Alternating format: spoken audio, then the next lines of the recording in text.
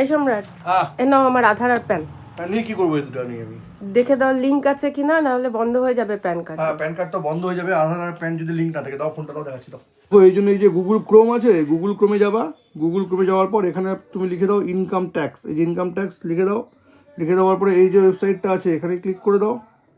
ঠিক আছে, এবার এখানে ক্লিক করে সোজা নিচে চলে আসো। নিচে এখানে আসো, দেখো আছে এখানে আছে লিঙ্ক আধার, এখানে ক্লিক করো।